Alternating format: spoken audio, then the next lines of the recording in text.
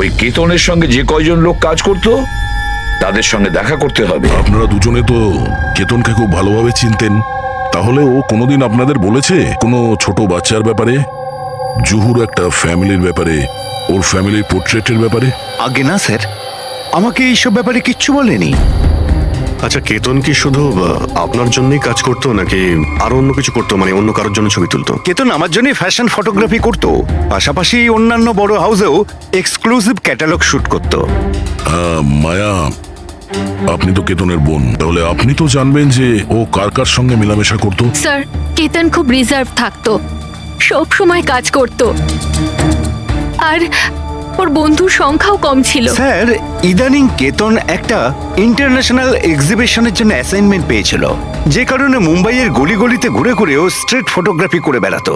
ওই ছবিগুলো কি আমরা দেখতে পারি? হ্যাঁ স্যার।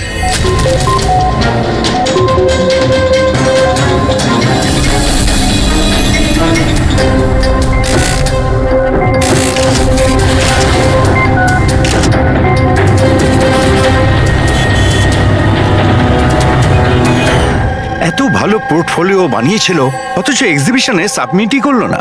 কেমন দুশ্চিন্তায় পড়ে গিয়েছিল। ভাই, আমি কিছু করিনি। বলিস তো তুই মরবি এক্ষুনি। আমি বলছি তুমি কিন্তু এগিয়েও না। হ্যালো, মরবি আজকে তুই। বলে দে না, আমি কিছু করিনি। আমি বলেছি তুমি কিন্তু এগোবে না। কেতন!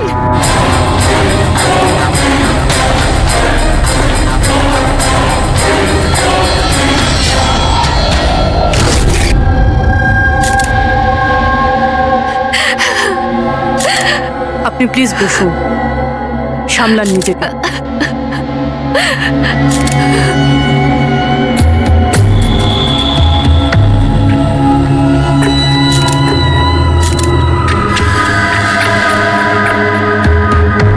এটা কি?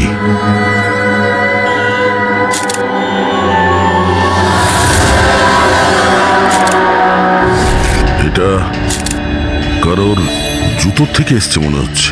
কিন্তু স্যার, ওই কেতনের জুতো তো পরিষ্কার, স্টুডিওর ফ্লোরেও এরকম দাগ কোথাও নেই। একটু স্টেপারটা দাও তো।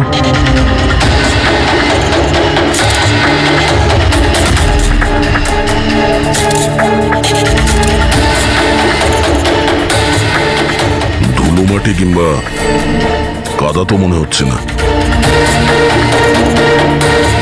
তেলের মতো কিছু মনে হচ্ছে। একটা কাজ করো, স্টুডিওতে যতগুলো ফিঙ্গারপ্রিন্টস আছে সব নিয়ে নাও।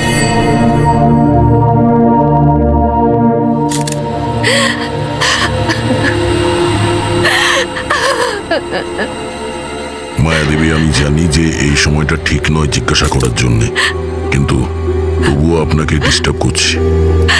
একটু ভালো করে মনে করে বলুন, আপনি পুরো ঘটনাটা ফোনে শুনেছেন? আচ্ছা, কেতন আর ওই লোকটার সাথে কি কথা হচ্ছিল? ও এসেই কেতনকে খুব বাজেভাবে মারছিল। কেতন চিৎকার করছিল খুব, জিনিসপত্র ভাঙার আওয়াজ পাচ্ছিলাম আমি। আমি কিছু করিনি।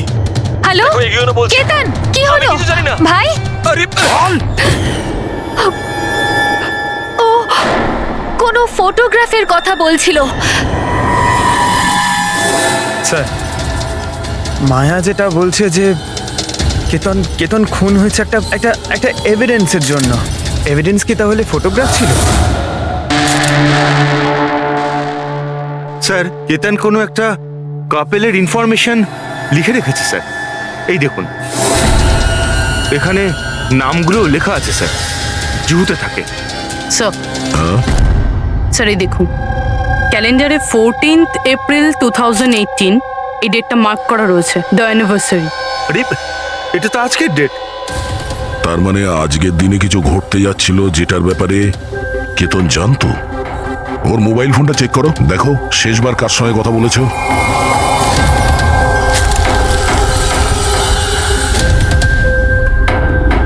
স্যার, টিম ক্রাফট ওয়ার্কারদের সঙ্গে কথা বলেছিল সন্ধে 8:30টায়। TM craft workers? সেটাও আবার কেতন মার্ডারের ঠিক আধ ঘন্টা আগে। Hello, TM craft workers? হ্যাঁ বলুন। কেতন আপনাকে ফোন করেছিল, কেন ফোন করেছিল? আপনি কে? আমি ওর বন্ধু বলছি। হ্যাঁ, ও ফোন করেছিল তো, শুধু এই কারণে ফোন করেছিল যে গিফটটা ঠিক সময় পৌঁছেছে কিনা জানতে। গিফট? কি ধরনের গিফট? একটা ফটো ফ্রেম ছিল মনন আর শ্যামলের জন্য, ওদের 25th অ্যানিভার্সারি ছিল, সেই উদ্দেশ্যেই ফটোটা ডেলিভারি হওয়ার ছিল। মনন আর শ্যামলী, ওদের বাড়ির অ্যাড্রেসটা পাওয়া যাবে? আর্জেন্ট আছে।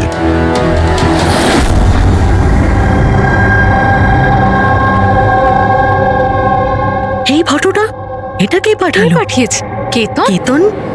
কেতনটা কে? আর এইভাবে আমাদের ফ্যামিলি পিকচার পাঠানোর মানেটা কি? হ্যাঁ, ও কি করে চিনলো আমাদের ফ্যামিলিকে? মনে হচ্ছে কেউ মজা করেছে। একেবারেই না। আপনি কে? সিআইডি। সিআইডি? কেতন নামের একজন বিখ্যাত ফটোগ্রাফার ছিলেন যাকে খুন করা হয়েছে। এই ফটোর কারণে।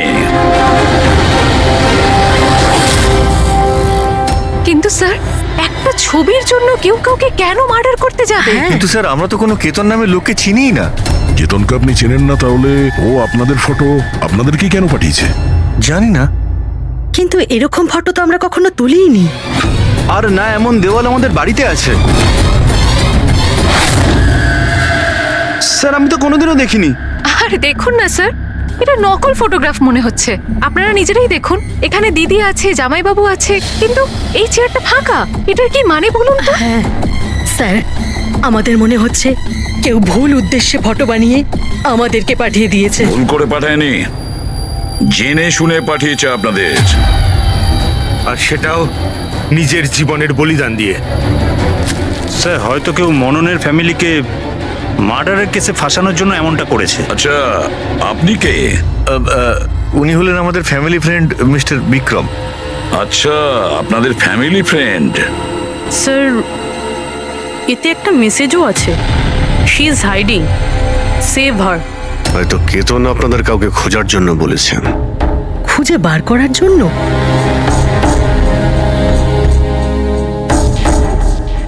স্যার, স্যার, এই ফটোটা তো আমার মেয়ে রিয়ার মতো মনে হচ্ছে। স্যার, জানি না কার হাত ধরে দাঁড়িয়ে রয়েছে। একটু দেখো না, আমাদের মেয়ের মতোই তো মনে হচ্ছে। না, রিয়া, দেখো, এটা রিয়া নয়। না না না, ও রিয়া, এটা রিয়া এটা নয়। রিয়া। এই ইয়েলো কালারের ড্রেস আমার মেয়ে রিয়াই পরেছিল যখন ও নিখোঁজ হয়ে গেছিল। মনে হচ্ছে কেতন রিয়াকে খোঁজার কথা বলেছে। এটা রিয়াই, একটু এটা রিয়া দেখো না। নয়। এক মিনিট, কতদিন ধরে উধাও আপনাদের মেয়ে? 12 বছর। হ্যাঁ, 12 বছর? স্যার, এই 12 বছর পরে কেউ কারোর ইনফরমেশন কেন দেবে? এই রিয়া 12 বছর ধরে নিখোঁজ। কিছু না কিছু কারণ তো নিশ্চয়ই আছে এই ফটো পাঠানোর। স্যার, কোনো কারণ নেই। এটা শুধুমাত্র একটা কোইন্সিডেন্স। আর 12 বছর পরে হঠাৎ করে রিয়ার ইনফরমেশন কোথা থেকে পেলো? হ্যাঁ স্যার দেখুন, এটা রিয়া হতেই পারে না। রিয়ার মৃত্যু 12 বছর আগে হয়েছে। এটা রিয়া কি করে হতে পারে? এটা রিয়াই। দেখো না মনন, এটা আমাদের মেয়ে রিয়া। কি এই ছবির পেছনে পড়ে আছিস? দেখো, এটা চল রিয়া চল নয়। আমার সাথে চল, সামলা নিজেকে। আরে এটা নেভানোর ব্যবস্থা করো, তাড়াতাড়ি।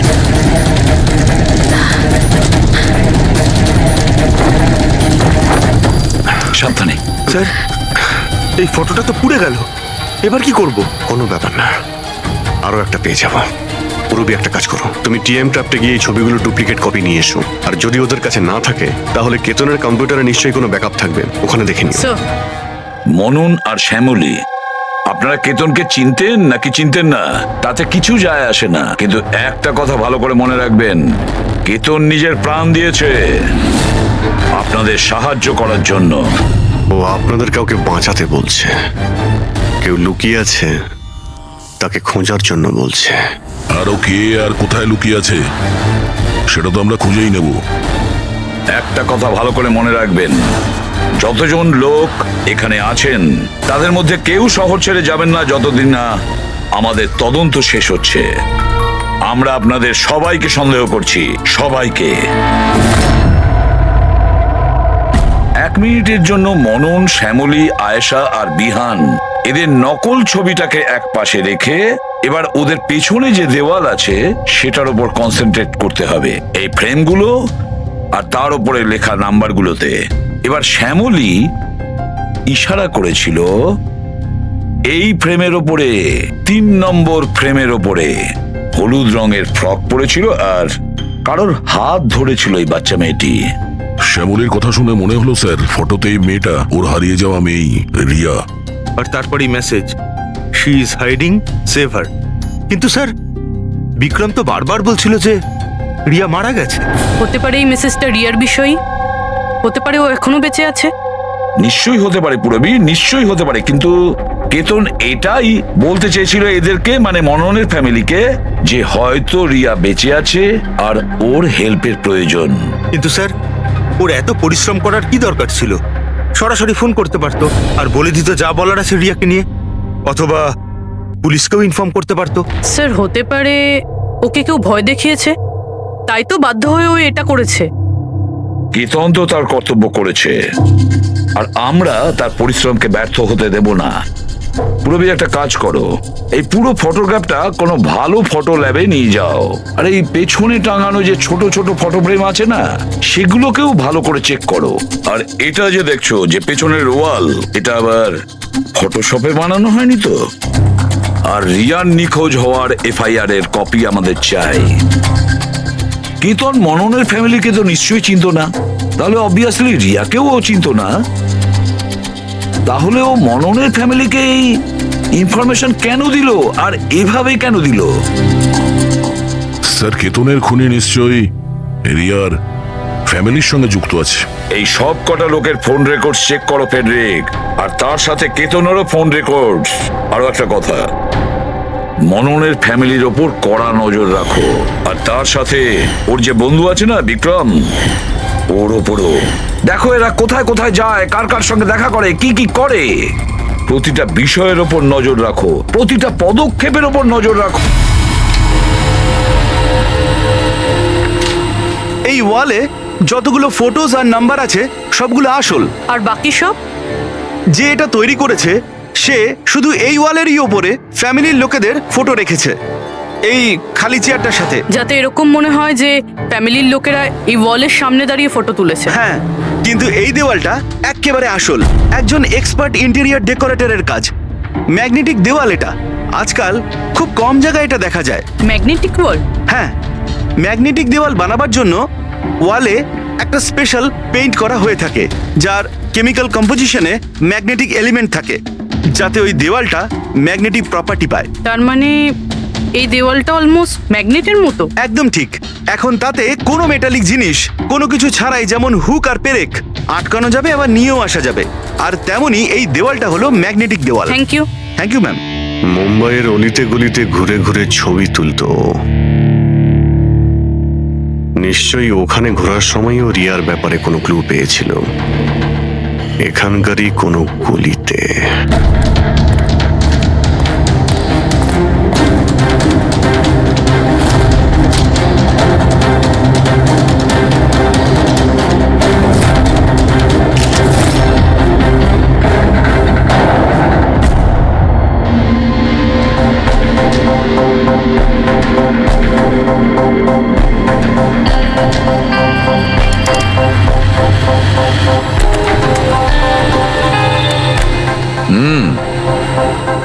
তাহলে এই ব্যাপার।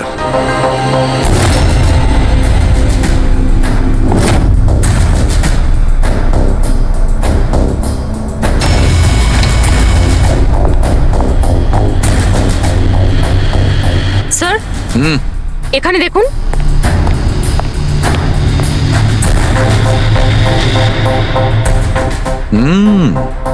Good job Sarika. Thank you. বলো সালুকে, কি পেলে? বস, একটা দারুণ জিনিস পেয়েছি।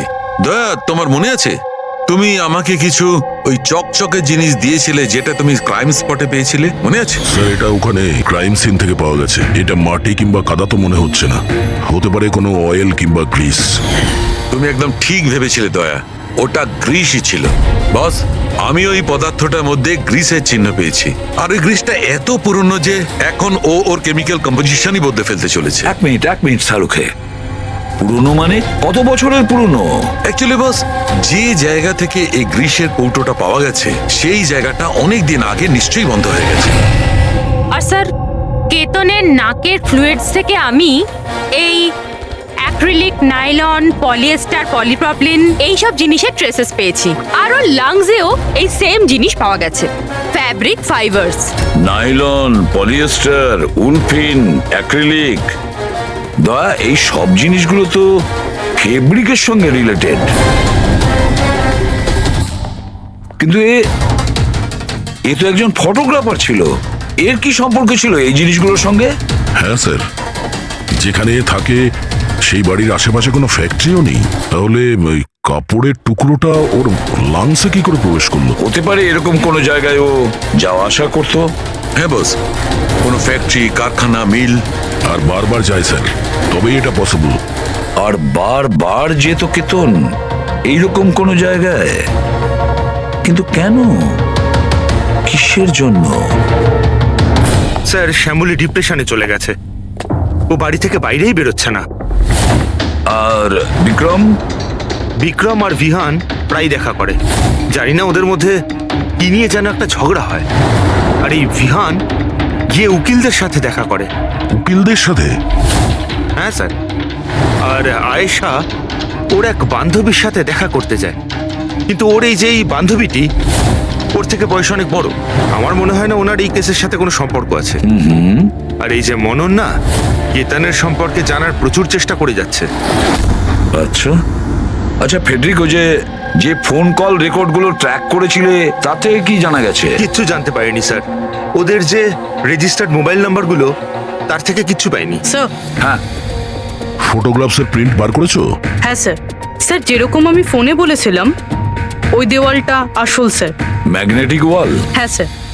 স্যার, কেতন এই সব ছবিগুলো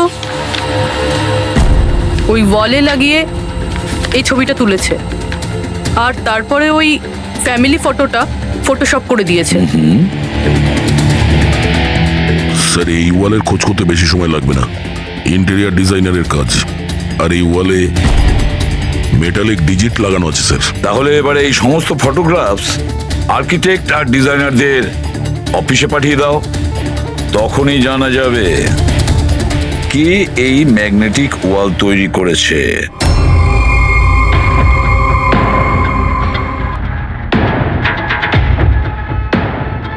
এই যে ফ্যামিলিটা বসে আছে, এর পেছনে যে দেওয়ালটা আছে সেটা কি আপনি বানিয়েছেন? না স্যার, একজন এনআরআই ইন্টেরিয়র ডিজাইনার আছে, ও নিজের বোল্ড আর ক্রিয়েটিভ ডিজাইন নিয়ে খুব ফেমাস। হতে পারে ওই এটা বানিয়েছে। অফকোর্স এটা আমারই ডিজাইন করা। ম্যাজিক লাইফ অ্যাডব্লবসের জন্য ডিজাইন করেছি এটা আমি। ইটস আ ম্যাগনেটিক ওয়াল। এই সমস্ত নাম্বার ম্যাগনেটিক ম্যাটেরিয়ালের উপর, যেটা বিনা কোনো হুক বা পেরেক ছাড়াই আমরা আটকাতে পারি আর খুলতেও পারি। কিন্তু কিন্তু কিন্তু আমার ডিজাইনের মতে তো এই সমস্ত নাম্বার সিরিয়াল ওয়াইজ ছিল, যেমন 1 2 3 4 5 6 7 8 9 10। হ্যাঁ, কিন্তু ম্যাম এতে তো নাম্বার 1320678 এটা কেন হলো? হ্যাঁ স্যার, হয়তো এটা কেতনই করেছে, কিন্তু কিন্তু ওই ওয়ালের ছবি কেন তুলেছিল? এটা তো এখন ম্যাজিক লাইভ অ্যাড ল্যাবের লোকেরাই বলবে।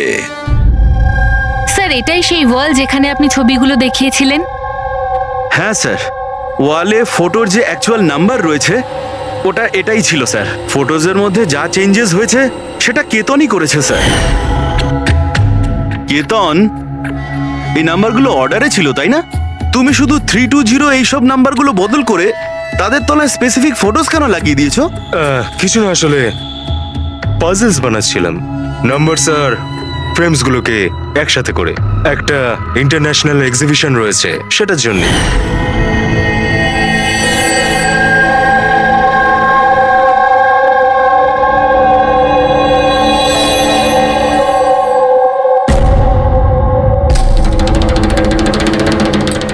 আপনারা কেতনকে পারমিশন দিয়েছিলেন কি করে এসব করার জন্য?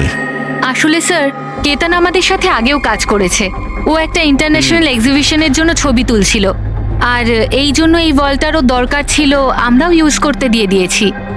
হ্যাঁ স্যার, কি সব পাজেলের কথা বলছিল, আমরা তো কিছুই বুঝতে পারছিলাম না। পাজল?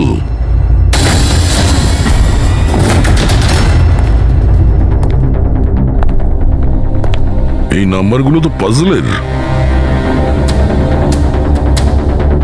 ওই পোর্ট্রেটে 3206 ছিল, আর ওর নিচে যে ফটোগ্রাফস গুলো আছে, আচ্ছা ওগুলোই পাজল নয় তো? হতে পারে কেতন আমাদের ওই ফটোগ্রাফের দ্বারা রিয়ার গল্প শোনাতে চেয়েছিল।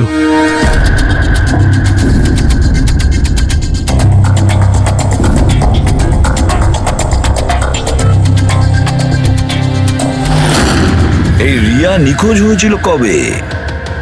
কবে নিখোঁজ হয়েছিল? রিয়ার মিসিং এর এফআইআর এর কপি আছে না? হ্যাঁ স্যার। স্যার, ওর এই কেসের সঙ্গে কি কানেকশন?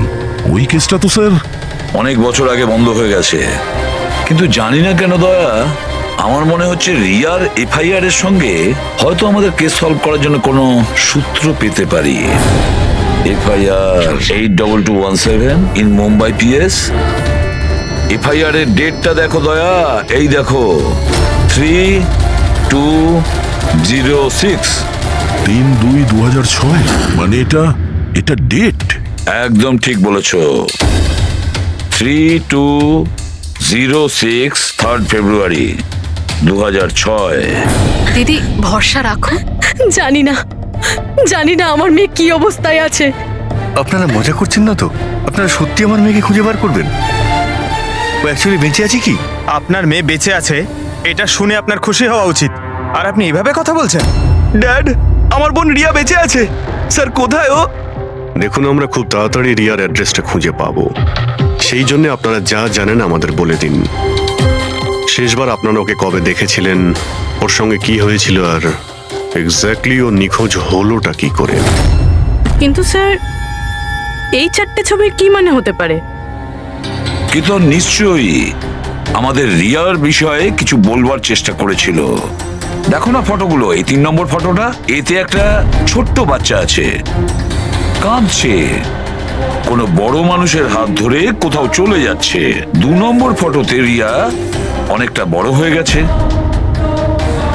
এমন জালের পিছনে রয়েছে, মনে হচ্ছে কেউ ওকে জালের মধ্যে বন্দি করে রেখেছে। এই 3য় ছবি, এটাতেও মনে হচ্ছে যেন কেউ ওকে বন্দি করে রেখেছে। আর স্যার, এই যে শেষের ফটোটায় কেউ ওকে জড়িয়ে ধরেছে আর পিঠে ছুরি মারতে যাচ্ছে।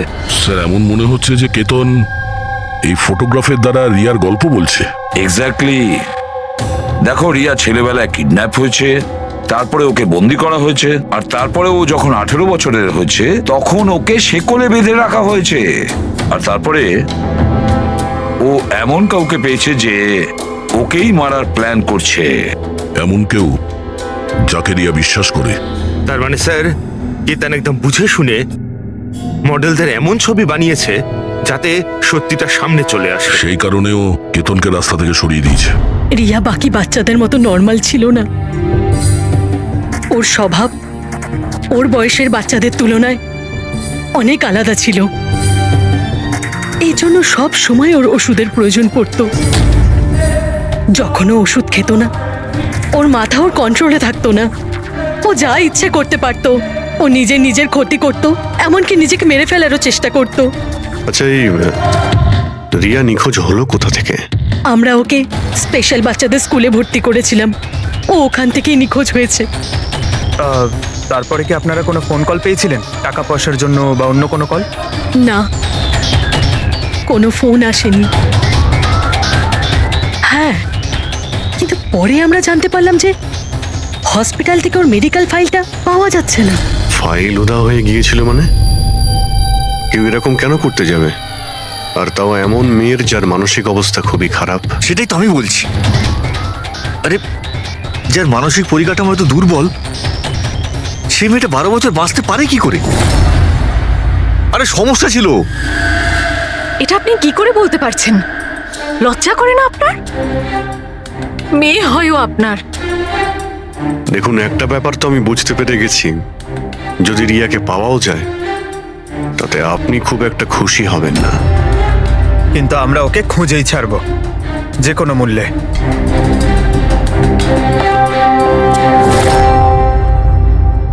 দয়া, এই ফটোটাকে মন দিয়ে দেখো। দেখো, রিয়া বড় হয়ে গেছে, 18 বছর বয়স হয়েছে ওর, কিন্তু ওর পায়ে শেকল পরানো আছে। স্যার, এই পেছনে এই জানলা কার্পেট দেখা যাচ্ছে। দয়া, মনে পড়ছে সারিকা কি বলেছিল? কেতনের নাকের ফ্লুইডস থেকে আমি এই অ্যাক্রিলিক, নাইলন, পলিয়েস্টার, পলিপ্রপলিন এইসব জিনিসের ট্রেসেস পেয়েছি। এই সব কটা জিনিস ফেব্রিকের সঙ্গে রিলেটেড, কার্পেটের সাথে। ওই কেতন ছবির মাধ্যমে বোঝাতে চেয়েছিল যে ওই রিয়া কোনো পুরনো মিল বা ফ্যাক্টরিতে আছে। স্যার, চতুর্থ ফটোটায় অয়েল ক্যান আর খালি বাক্স ছিল। আর কেতনের স্টুডিও থেকে আমরা গ্রিসের ছাপ পেয়েছিলাম তো। স্যার, হয়তো খুনি কেতনের স্টুডিওতে সেখান থেকেই এসেছিল যেখানে রিয়া বন্দি আছে। তৃতীয় ছবিতে ওই কার্পেটের গলি, আর চতুর্থ ছবিতে ওই ফ্যাক্টরি। স্যার, এই দুটো জায়গা পাশাপাশিই হবে। আমাদের আগে এটা জানতে হবে যে কার্পেটের ওই গলিটার আশেপাশে কোনো পুরনো বন্ধ ফ্যাক্টরি আছে কিনা। যাই করতে হবে খুব তাড়াতাড়ি করতে হবে বস, কারণ আমাদের মননের বাড়িতে যাওয়ার পরে খুনি নিজে সামনে আসবে না, হতে পারে কাউকে দিয়েও কাজ।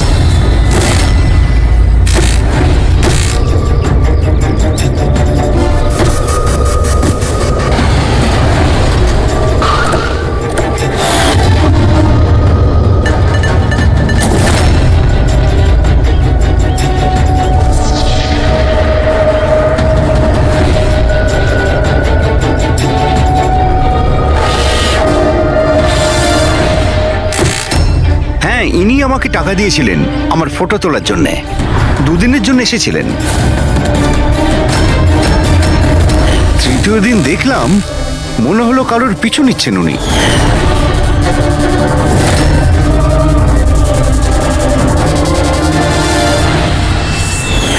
কার পিছু নিয়েছিল? সেদিকে তো মন দিইনি আমি। ও কোন দিকে গিয়েছিল পিছু নিতে নিতে? এই দিকে গিয়েছিল।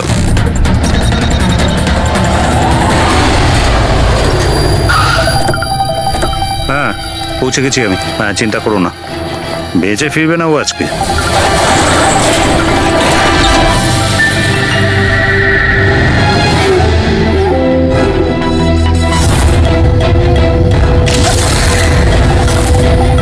এই বন্ধ কর এটা।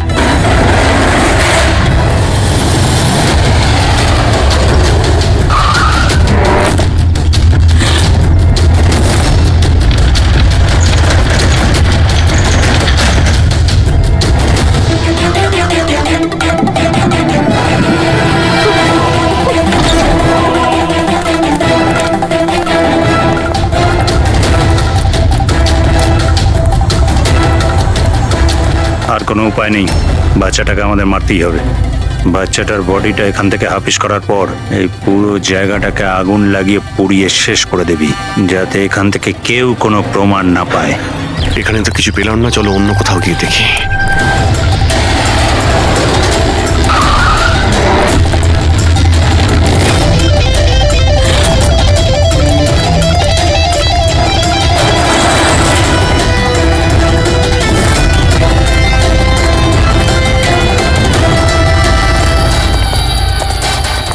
রিয়া, রিয়া, তোমার মা বাবার কাছে নিয়ে যেতে এসেছি,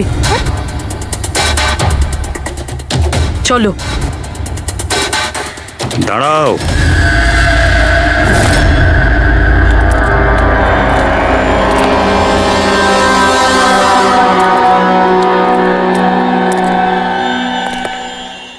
রিয়া মা, এদিকে আয়। আয় মা, আয় আয় আয় আয় আয় আয় আয় আয়। রিয়া, রিয়া, রিয়া, আয় আয় আয়। রিয়া মা, এই আঙ্কেলদের সাথে যাবি? এই বাচ্চাটা তোমাদের সাথে যেতে চায় না, একবার চেষ্টা করে দেখো। ঠিকই বলছে ফ্রেডি, এই মেয়েটা ভাবছে যে আমরা ওর শত্রু। আর ওকে ওর বন্ধু ভাবছে, কারণ ওদেরও রোজই দেখে। তুমি একদম ঠিক ধরেছ। আর এই সরল বাচ্চা মেয়েটা তো এটাও জানে না যে আজও মরতে চলেছে।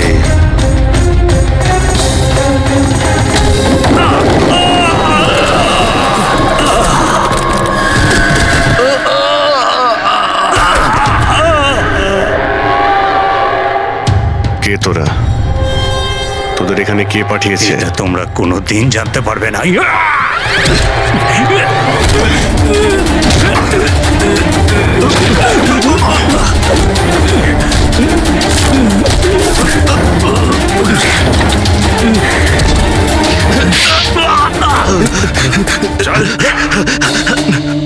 এ তো গেছে দেখছি। তোদের কে পাঠিয়েছে? হ্যাঁ, স্যার আমি কিছু জানি না স্যার, ওই সব কিছু জানতো স্যার। যে জানতো সে তো মারা গেছে। এবার কি করে জানতে পারবো স্যার কে পাঠিয়েছিল এদের? রিয়া তো প্রচন্ড ভয় পেয়ে আছে, ও কিছু বলতেও পারবে না। রিয়া বলতে পারে না, কিন্তু চিনতে তো পারে। মানে? মানে রিয়া এই খুনিকে চিনতে পেরেছে। কেন? কারণ ও ওকে রোজ দেখতো, ওকে সব সময় দেখতো। ওর মনে হয়েছিল যে এ ওর নিজের কেউ, সেই জন্যই ওর সঙ্গে যাবার জন্য রাজি ছিল। তাহলে রিয়া হয়তো তাকে নিশ্চয়ই চিনবে, যে এখানে ওকে 12 বছর ধরে বন্দি করে রেখেছে, যে ওর সঙ্গে রোজ কথা বলে, আর যে ওকে মারার জন্য এই গুন্ডাদের এখানে পাঠিয়েছে। এবার রিয়াই বলবে যে অপরাধীটা আসলে কে। রিয়া, যাও যাও রিয়া। এসো মা, আমার কাছে এসো।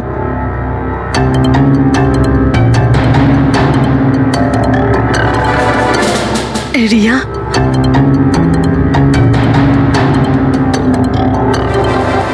এসো সোনা আমার, নিজের মায়ের কাছে এসো। এসো এসো মা আমার, এসো মা, এসো এসো সোনা আমার। আয় মা। রিয়া,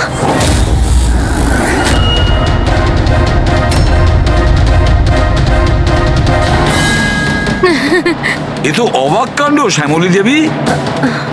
আপনার মেয়ের সাথে 12 বছর পরে দেখা হচ্ছে, কিন্তু সে আপনার কাছে যায়নি, ওর মাসিকে জড়িয়ে ধরেছে। সেটা কিভাবে হলো?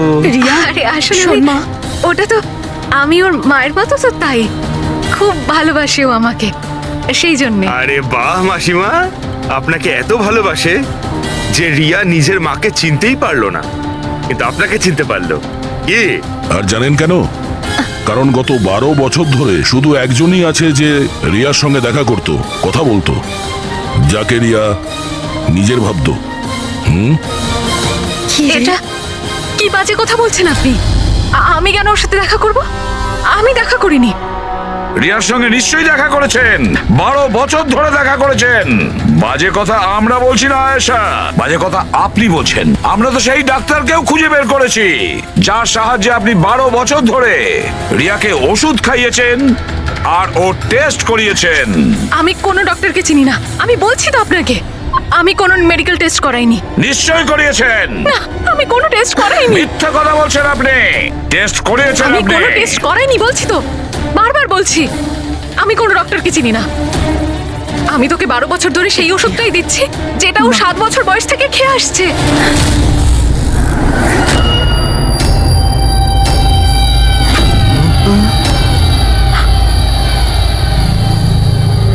এসে গেলেন না? যে লোকটাকে আপনি পাঠিয়েছিলেন রিয়াকে মারতে, ওর মোবাইলে আমরা ওর নাম্বার পাই, যে আপনার বন্ধু, যার সঙ্গে আপনি সবসময় দেখা করেন। আয়েশা, তুই এমন কেন করলি? বিহানের জন্যে। আমার ডিভোর্স হয়ে গেছিল, আমার জীবনে এমনিও আর কোনো উদ্দেশ্য ছিল না। আমি বিহানকে কার কাছে রেখে যেতাম? আমার মনে হলো যে এই পুরো প্রপার্টি, এই টাকা, এগুলো সব আমার ছেলের হওয়া উচিত।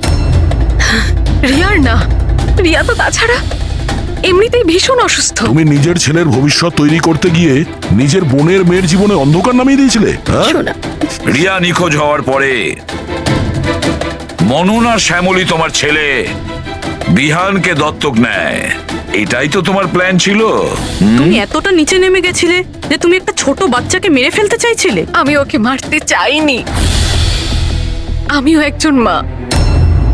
বিশ্বাস করুন আমার, আমি রিয়াকে আঘাত করতে চাইনি। খুব চেষ্টা করেছি আমি ওকে সামলানোর, কিন্তু কিন্তু সামলাতে পারেননি, আর সেই কারণেই আপনি রিয়াকে মারার পরিকল্পনা করেন। এই কেতন মাঝখানে কি করে এলো? আর ও রিয়ার ব্যাপারে কি করে জানলো? কেতনের সাথে আমার অ্যাফেয়ার চলছিল। ও আমার থেকে বয়সে ছোট ছিল ঠিকই, কিন্তু আমি ওকে খুব সাহায্য করতাম। অনেকবার আমি ওকে টাকাও দিয়েছি ওর কাজের জন্য। শুধু বয়ফ্রেন্ড ছিল? ও তো তোমাকে মন থেকে ভালোবেসেছে, সেটা কি ওর দোষ ছিল? ও তোমার বয়ফ্রেন্ড ছিল, তাহলে ওকে তুমি মারলে কেন? হ্যাঁ, ওই কার্পেটের গলিতে একদিন ফটোশুট করছিল।